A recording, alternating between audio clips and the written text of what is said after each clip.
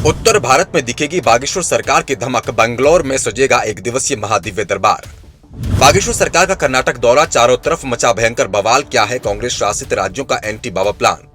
बाबा के कर्नाटक पहुंचने से पहले विरोधियों की साजिश शुरू, दे रहे बाबा को चैलेंज। इधर मध्य प्रदेश में बाबा के चरणों में पहुंचा बजरंग दल, उधर कर्नाटक में मची जोरदार हलचल।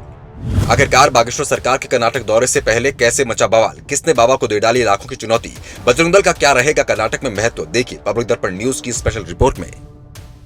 एक बार फिर कांग्रेस शासित राज्य में बागेश्वर सरकार के खिलाफ राजनीति की शुरुआत हो चुकी है। आखिरकार क्यों कांग्रेस शासित राज्यों में बागेश्वर सरकार के खिलाफ राजनीति की जा रही है?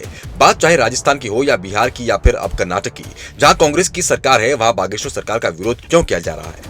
हालांकि ये बात अलग है कि हर बार विरोधियों को बाबा के सामने मुंह की खानी पड़ती है। अब ऐसी ही कुछ शुरुआत हो चुकी है। कर्नाटक में बागेश्वर सरकार के विरोध में आवाजें बुलंद हो चुकी हैं। कहीं धमकी देने की कोशिश हो रही है तो कहीं बाबा को पाखंडी साबित करने का षड्यंत्र। लेकिन सबका इरादा एक ही है कि किसी न किसी तरह से बागेश्वर सरकार को, सनातन धर्म को और हिंदुओं की आस्था को बदनाम करना।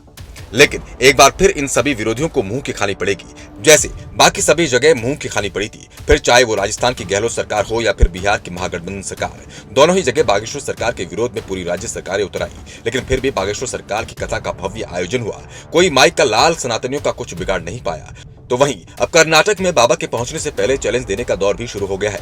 बागेश्वर सरकार को 2 लाख प्रति व्यक्ति के हिसाब से चैलेंज देने की बात की जा रही है। तो चलिए अब बिना देरी किए आपको पूरा मामला बताते हैं। दरअसल दोस्तों, ये तो सभी जानते हैं कि कर्नाटक में ताजा कांग्रेस की सरकार बनी है। लेकिन इससे पहले कांग्रेस ने एक चुनावी वादा किया था कि वो कर्नाटक में बजरंग दल को बैन करेंगे। लेकिन अब मध्य प्रदेश में बागेश्वर सरकार ने बजरंग दल को आशीर्वाद दे दिया है।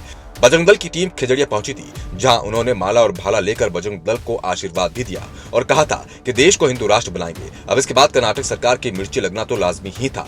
ऐसे में कर्नाटक में बागेश्वर सरकार का विरोध तो देखने को मिलेगा ही। लेकिन इससे पहले कुछ सनातन विरोधी तत्व कर्नाटक में और भी एक्टिव हो गए हैं, जो कि धीरेन्द्र कृष्ण शास्त्री को चैलेंज देने लगे हैं। और दोस्तों, ये केवल चैलेंज ही नहीं दे रहे बल्कि ऑफर भी दे रहे हैं। एक इंसान की पर्ची निकालो और 2 लाख रुपए लो। दरअसल दोस्तों, FIRA के अध्यक्ष प्रोफेसर नरेंद्र नायक ने कहा, बागेश्वर धाम बाबा इन दिनों एक गॉडमैन और चमत्कारी पुरुष जैसे हो गए हैं। इनकी वेबसाइट इनको लेकर कई तरह की अलौकिक शक्तियों और चमत्कारी शक्तियों का दावा करती है। इनका कहना है कि ये सुपर ह्यूमन है। चूंकि धीरेन्द्र कृष्ण शास्त्री दावा कर रहे हैं कि वो जून में बेंगलुरु आ रहे हैं, 11 से 15 जून के बीच उनके कार्यक्रम हैं। जब वो दौरे पर आएंगे तो हम उनकी धीरेन्द्र कृष्ण शास्त्री शक्तियों की परीक्षा लेना चाहेंगे। हम उनके सामने 5 लोगों को लेकर जाएंगे। हम चाहते हैं कि वो उन 5 व्यक्तियों के बारे में सही जानकारी दें।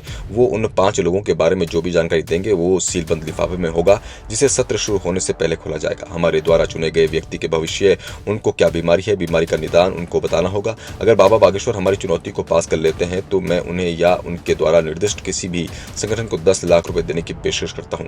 ये चुनौती सिर्फ और सिर्फ उनकी दैवीय शक्तियों के प्रमाण को जांचने के लिए है।